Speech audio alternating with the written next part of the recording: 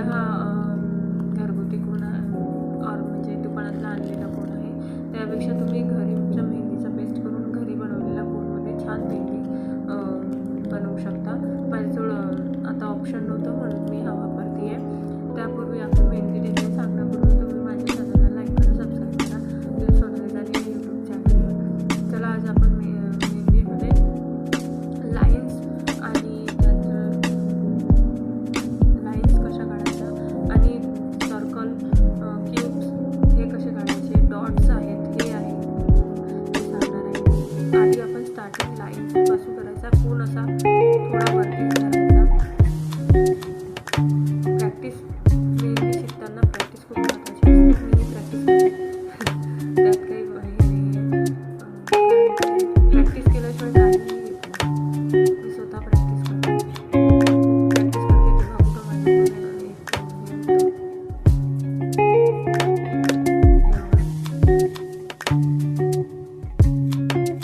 आधी मेहंदीच्या कोणतं स्पीड हळू, जास्त स्पीड नाही वाढवायचा, हळूहळू तुम्हाला हळूहळू करतात नंतर स्पीड वाढवता येते. ही लाईन केली आहे हे बघा. आता हे सरळ आहे.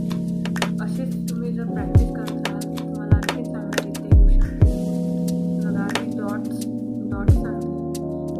डॉट्स काढताना प्रेशर आणि 1 सेंटीमीटरची अशी प्रेशर 1 सेंटीमीटरची प्रेशर आणि 1 सेंटीमीटरची अशा पद्धतीने प्रॅक्टिस करायची. आणि बेसिक मेहंदी शिकताना केवळ आपण ब्रायडल मेहंदी काढताना आपल्याला आधी बेसिक शिकायचं असतं. म्हणजे बेसिक म्हणजे बॉर्डर काढायची असते. बेसिक बॉर्डर काढायची असते. बॉर्डर काढायसाठी आपल्याला यू या आकाराचा असा हे यू आकारातच आलं पाहिजे. हे बघा छोटं छोटं स्मॉल.